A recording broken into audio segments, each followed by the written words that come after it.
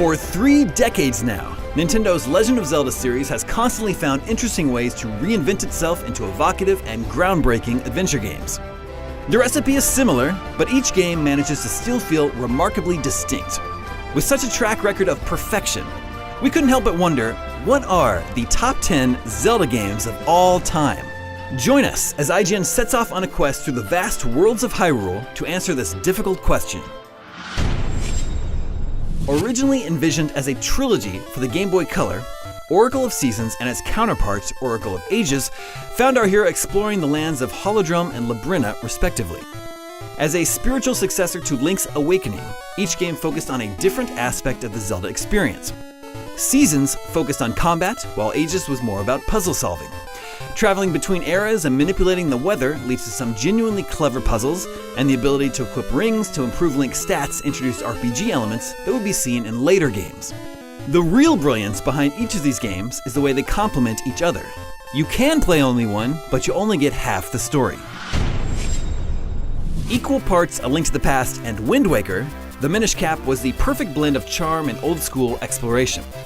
As Capcom's second original Zelda outing, Minish Cap was applauded for its whimsical tone and impressive sprite-based artwork. Its original spin on the oft-used dual worlds idea and original characters like Vaati and Eslo helped alleviate some problems with the game's overall length, and its lighthearted tone helped establish this GBA adventure as a memorable one.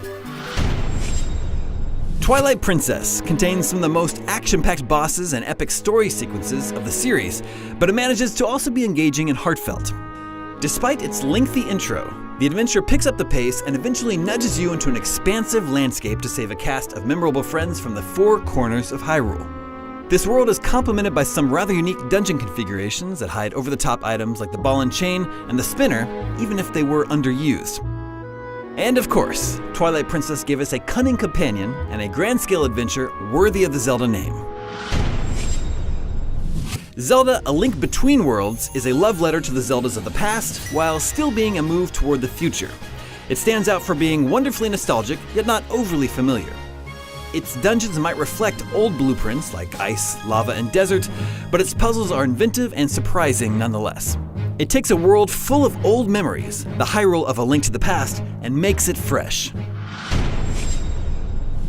The original Legend of Zelda for the NES defined open-world, free-roaming fantasy action in the late 80s. It threw you into its dangerous, monster-infested world without so much as a sword. Most importantly, The Legend of Zelda allowed you to fail. Even if you had a sword, you could happen upon an enemy that could kill you almost instantly. Players in 1986 had to burn bushes, push blocks, consult maps, and share tips at lunch or on the playground to unlock its myriad secrets.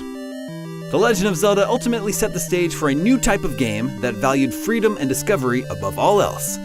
Interestingly, 30 years on, the Zelda series seems to be returning to this foundation with Breath of the Wild, where, once again, you don't start with a sword, or pants, for that matter. Link's Awakening took the core elements of A Link to the Past, threw in some really strange, smart additions, and made the entire thing portable. The hero of time's journey across the mysterious Koholint Island was filled with great dungeons, nods to other Nintendo games, and smart new items like Rock's Feather, which gave you the ability to jump. And of course, the entire thing culminated in the waking of the Windfish and an incredibly emotional ending. Majora's Mask is a fascinating Zelda game.